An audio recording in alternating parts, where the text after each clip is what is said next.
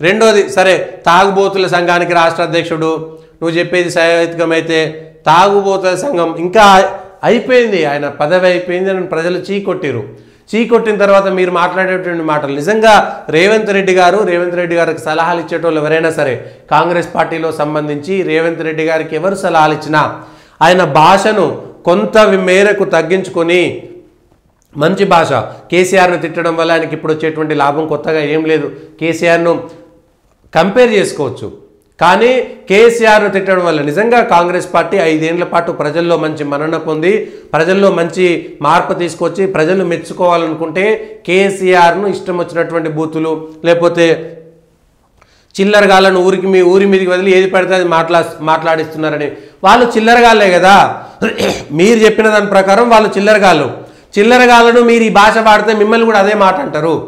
కాబట్టి మీరు ఆ భాషను సంభాళించుకొని మీరు ఆ భాషను కొంత మెరుగుపరుచుకొని ఎస్ వాళ్ళు ఇట్లాంటి భాష వాడుతున్నారు నేను వాడనని మీరే ముందస్తుగా రేవంత్ రెడ్డి గారే ఆ పని చేస్తే గనక ఖచ్చితంగా అది కాంగ్రెస్ పార్టీకి ప్లస్ అవుతుంది. కానీ మీరు వాడేటువంటి భాష, మీరు మాట్లాడేటువంటి మాటలు రేపు పొద్దుగాల మీకై మూటగా మారిపోయి మొయ్యలేని బరువు అయిపోతాయి రేవంత్ రెడ్డి గారు. ఎస్ ఖచ్చితంగా ఇవాళ ఏడాది కొత్తగా వచ్చింది కాబట్టి జనాలు అయ్యో అనుకోవచ్చు, కానీ ఇంకో ఏడాది అయిపోయిన తర్వాత ఇంకో 2 ఏళ్ళు అయిపోయిన తర్వాత మీరు వాడినటువంటి భాష పద ప్రయోగం మిమ్మల్ని తిరిగి దెప్పి పొడుస్తున్నటువంటి విషయాన్ని మీరు గుర్తు పెట్టుకోవాలి.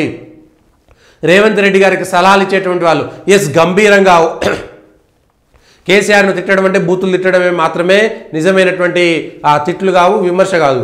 విమర్శలు చేసేటప్పుడు ఎస్ చాలా గంభీరంగా హుందాగా మంచి భాషతో పదునైనటువంటి పదాలతో పదునైనటువంటి ఉదాహరణలతో చాలా గట్టిగా గొప్పగా ప్రజాస్వామ్యయుతంగా పార్లమెంటరీ భాష వాడి చాలా గొప్పగా తెలంగాణ యాసలో తెలంగాణ మీ పాలమూరు భాషలో కొండారెడ్డిపల్లిలో వాడేటువంటి భాషనే వాడండి. మీరేం పాలిష్గా వాడాల్సినటువంటి అవసరం లేదు.